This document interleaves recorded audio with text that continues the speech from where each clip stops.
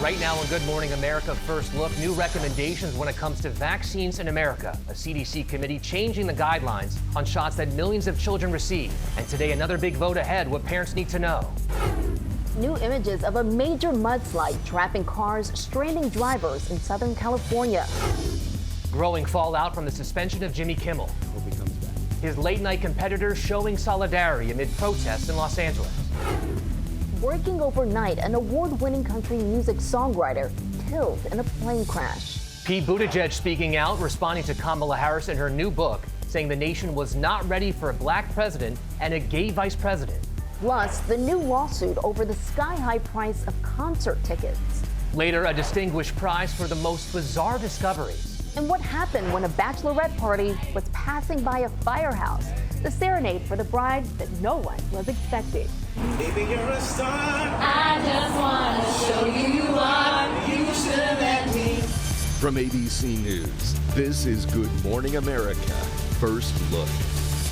Good Friday morning, everyone. I'm Morgan Norwood. And I'm Perry Russin. We begin with a major decision today on vaccines in America. A CDC committee voted yesterday to change the guidelines on shots that millions of children receive. Well, today, it's set to vote on a vaccine for newborns.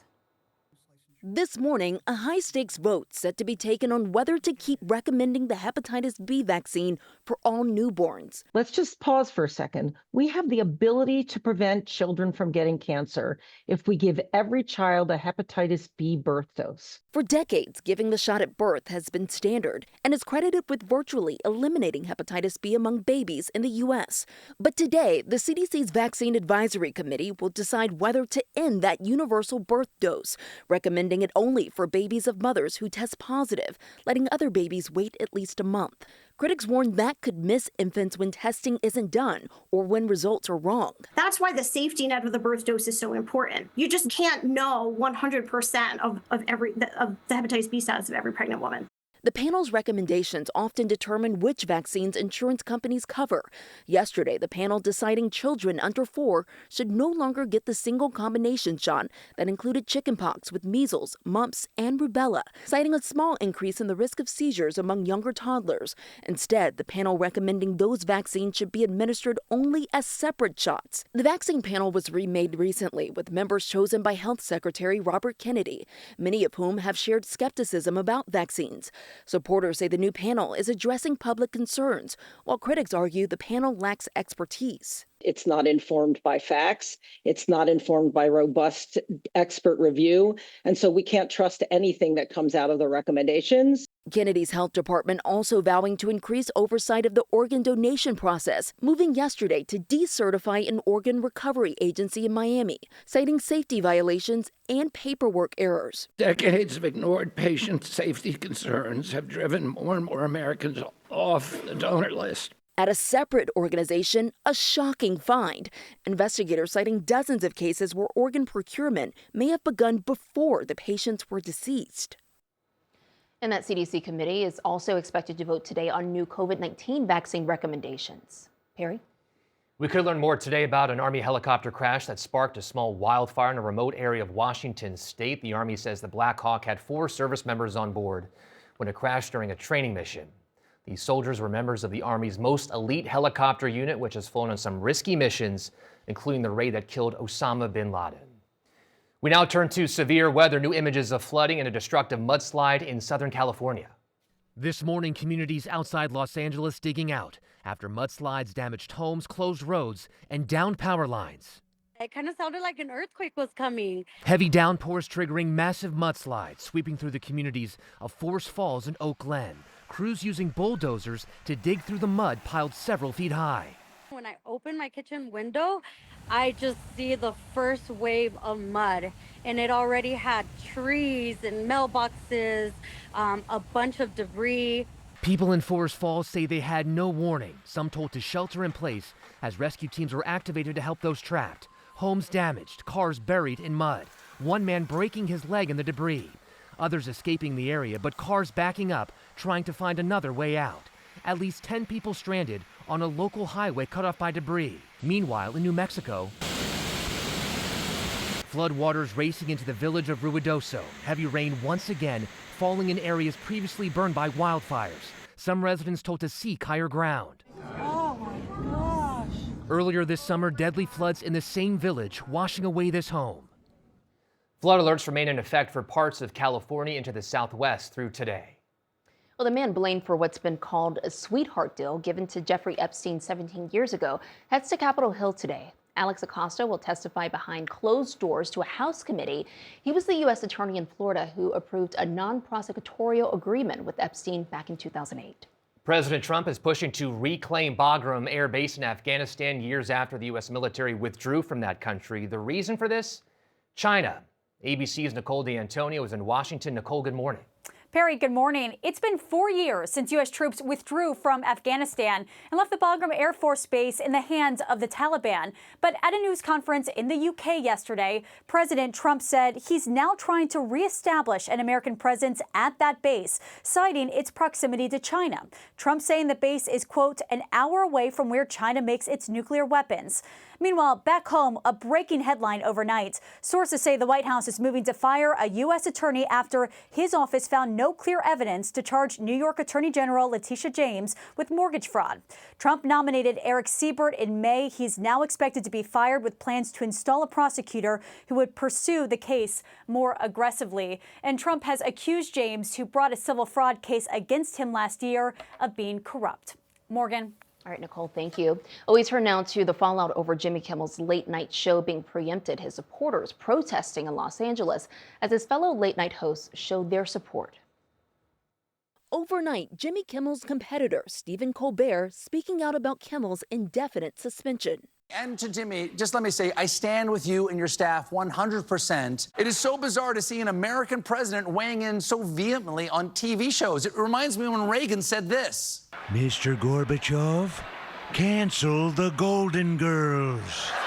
Kimmel's suspension sparking a fierce debate. Disney, ABC pulling the show off the air after pressure from the Trump administration, following Kimmel's comments during his monologue Monday about the killing of conservative activist Charlie Kirk. We hit some new lows over the weekend with the MAGA gang desperately trying to characterize this kid who murdered Charlie Kirk as anything other than one of them and doing everything they can to score political points from it. FCC Chairman Brendan Carr, who was appointed by President Trump, accusing Kimmel of misrepresenting the ideology of Kirk's killer and urging local broadcasters to stop airing Kimmel's show. Hours later, Nexstar and Sinclair, two of the biggest owners of network TV affiliates, said they would not air Kimmel's show. Nexstar is in merger talks with another media company in a deal that would require Brendan Carr's approval at the FCC.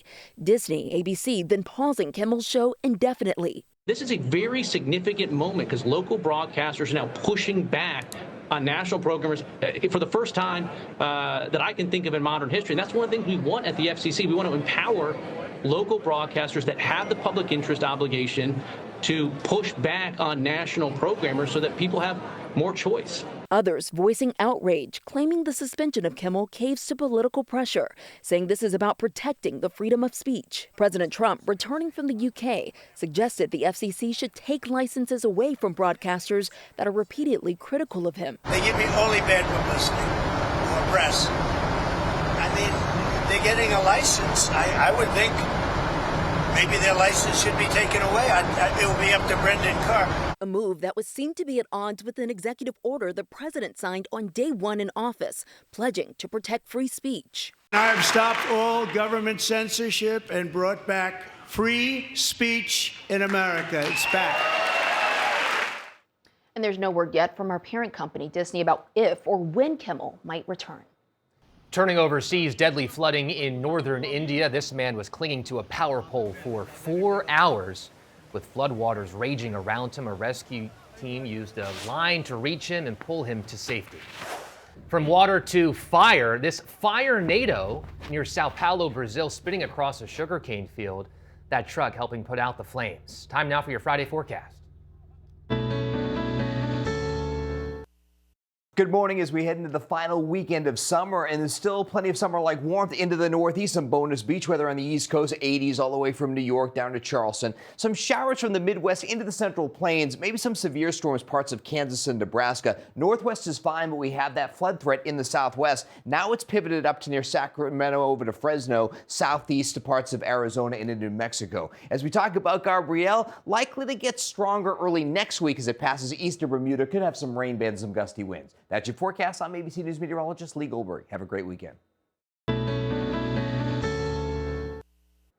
Coming up, a plane crashing right into a house in Kentucky. And then also had the new lawsuit over the sky-high price of concert tickets. And what we're learning about a man's death after riding a popular roller coaster.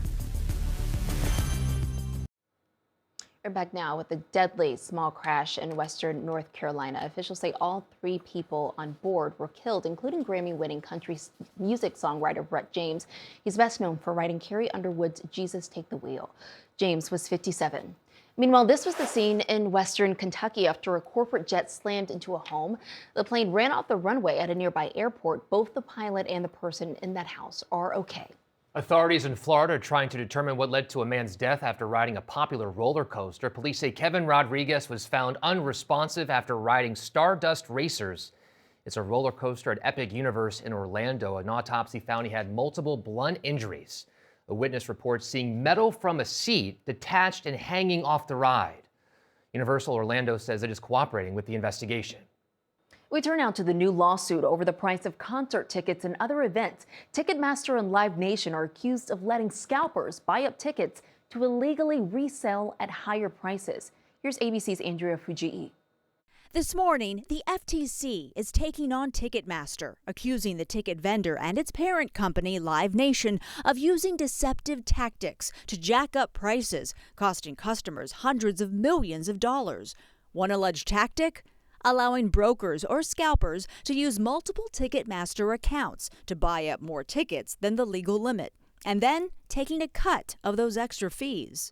There's no one who even comes close to Ticketmaster's strength, its reach, its muscle, its ability to sell the volume of tickets that it has to. 7 states are now joining the new FTC lawsuit, which gives one example of a scalper who allegedly purchased 772 tickets to a 2023 Coldplay concert for about $81,000. The same tickets were resold for over $170,000. The tickets are so overpriced. It's just the latest legal action against Ticketmaster. This was a terrible experience. I'm really disappointed in Ticketmaster. In 2022, millions of Taylor Swift fans were shut out of her Eras tour when Ticketmaster's servers went down.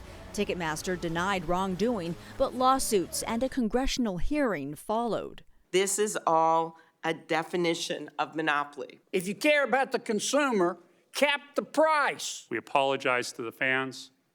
We apologize to Ms. Swift. We need to do better. Live Nation has not yet responded to this new lawsuit, but has insisted it does not set or control its ticket prices outside of its service fees. Perry, Morgan. Andrea, thank you. Coming up, a drug bust on the high seas caught on camera. Plus, Pete Buttigieg responding to Kamala Harris saying the nation wasn't ready for a black president and a gay vice president. Another major drug bust by the Coast Guard in the Pacific. Officials saying they recovered 75,000 pounds of cocaine in the last month during what they're calling Operation Pacific Viper. 5,000 pounds on this raid alone, with a total of 59 suspects taken into custody. We have an update on a story that we brought you yesterday. A priceless 3,000-year-old gold bracelet from ancient Egypt missing from a Cairo museum was stolen. Officials now say a museum worker sold it to a trader for about $4,000, and sadly, it was melted down. 4 people have been arrested. Now to politics. Pete Buttigieg is responding to former Vice President Kamala Harris and the claim in her new book saying America was not ready for a black president and a gay vice president.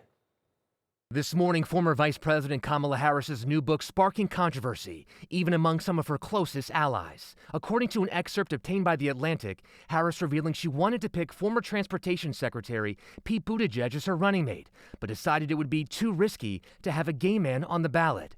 She writes, "We were already asking a lot of America to accept a woman married to a Jewish man. Part of me wanted to say, screw it, let's just do it, but knowing what was at stake, it was too big of a risk." That just wasn't going to happen. And I think anybody who says the contrary is just lying about where we are as a country. So you couldn't pick Pete Buttigieg because he was gay, but you could endorse taxpayer-funded sex changes for minors? Buttigieg now responding, telling Politico he was surprised, adding, "My experience in politics has been that the way you earn trust with voters is based mostly on what they think you're going to do for their lives, not on categories." Harris also considered Pennsylvania Governor Josh Shapiro, who she claims in the book came across as overly ambitious. A Shapiro spokesperson calling the characterization ridiculous. Harris ultimately chose Minnesota Governor Tim Walz, but in the book, she reveals her disappointment with his debate performance. I've tried to do the best I can, but I've not been perfect, and I'm a knucklehead at times. In the book, Harris also calls President Biden's decision to seek re-election reckless. Well, coming up, the old role that Julia Roberts may soon take on again. Plus, the Nobel Prize ceremony for bizarre discoveries.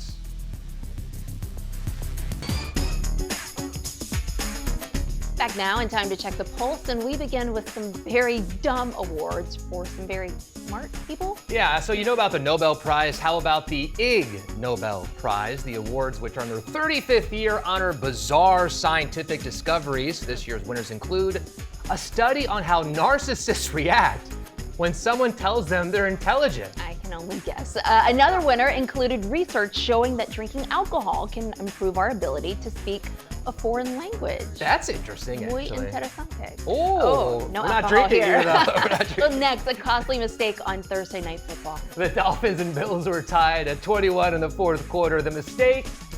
That's the mistake. The Dolphins roughing the punter, giving the Bills a first down. A few plays later, Buffalo scoring the winning touchdown. The Bills remain undefeated with a win 31-21. The Dolphins still have not won a game. Well, to football, to basketball now. The Indiana Fever are advancing in the WNBA playoffs after beating the Atlanta Dream. The Fever move into the second round without Caitlin Clark. The Las Vegas Aces also advancing last night. Next, the Bachelorette party moment that has gone viral. Yeah, it happened in Salem, Massachusetts. A bachelorette party was passing by a firehouse and asked if any of the firefighters could sing a song to the Bachelorette. Well, that was a job for a firefighter named Kenny.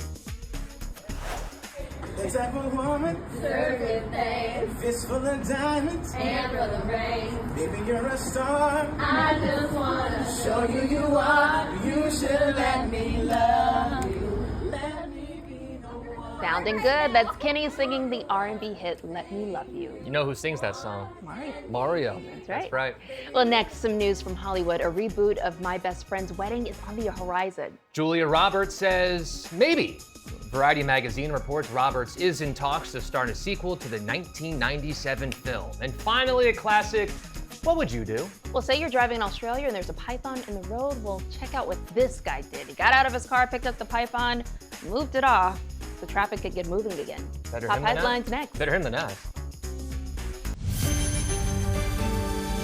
Checking more top stories, police in Washington state believe they have found the remains of the alleged killer, Travis Decker. He is the veteran missing since June, accused of killing his 3 daughters. Police say remains found in the woods about 2 hours east of Seattle appear to be his.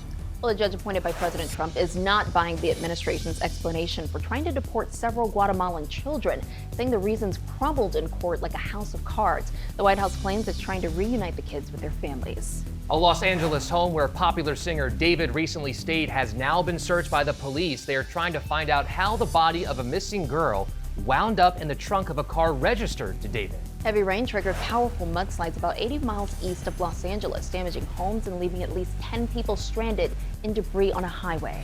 Today's weather, rain from the upper Midwest to Texas and more possible flooding in the Southwest and across parts of California. Well, finally, some brotherly love in Brooklyn. So this is about 2 guys and a simple gesture. Here's Dan You Know. Hey, man. What's up? In the Sapphire household, Nick never knows when his brother Gabe might come and give him a little kiss on the nose.